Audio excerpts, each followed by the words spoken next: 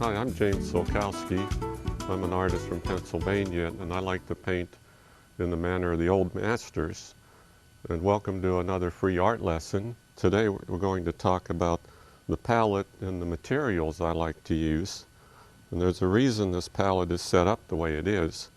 It's set up from light to dark, and I'm going to tell you what each of these colors is and the reason I've laid them out that way, and also we're going to talk about these grays.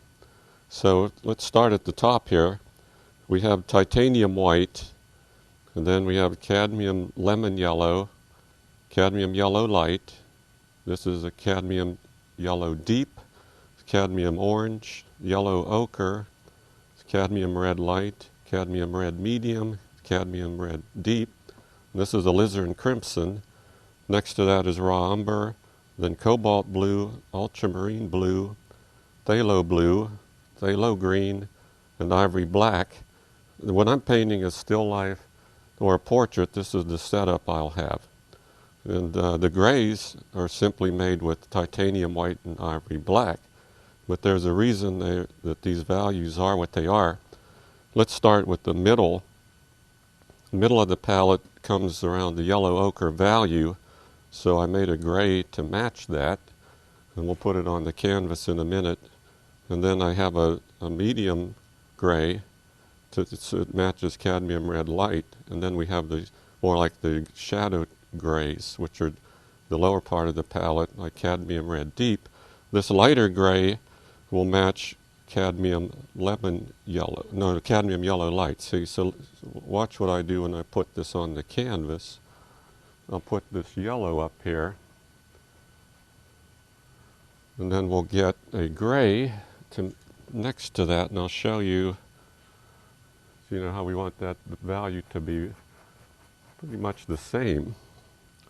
So we're doing that all the way down here. And the grays control the intensity of the color.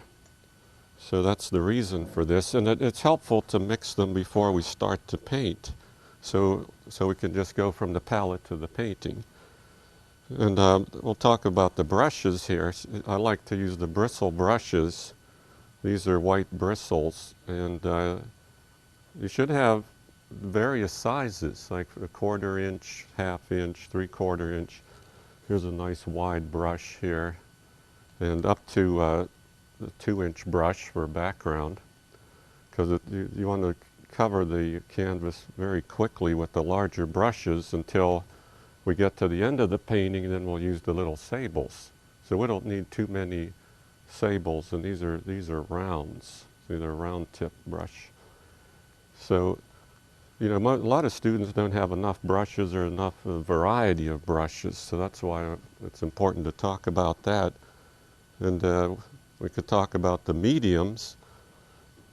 So I like to paint with a fast drying medium because I like to build up a painting. I don't want it to be really like a wet into wet when I go from day to day with the painting. So there are different mediums that work really well, and the ones that have alkyds in them are fast drying mediums. Look for those, and or just if it says artist painting medium, usually this is a mixture that'll help the paint dry a little quicker.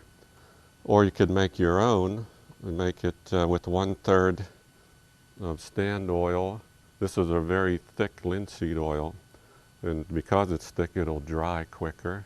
And I like to put that with 1/3 of turpentine, distilled turpentine, and 1/3 of Damar varnish. And mix it all up, and it makes a really great medium. So just to clean the brush, though, I have mineral spirits. It's a nice odorless mineral spirits, keeps the brush clean and gets all the paint out of it. So, and finally, I'd say keep your palette toned. This is a nice wooden palette, and sometimes I'll paint on a gray palette. And the reason for that is so we could see all the colors.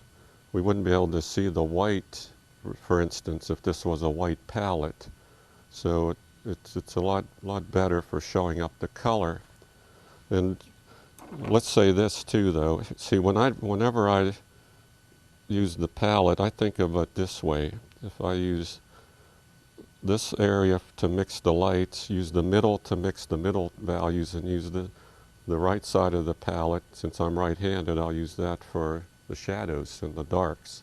And if I'm organized here, I'll be organized when I go up to the canvas. So I think I've covered the materials, and then we'll be ready to paint. So I'm James Sulkowski. Thanks for joining me for this art lesson. If you want to see more of my work, go to jamessulkowski.com.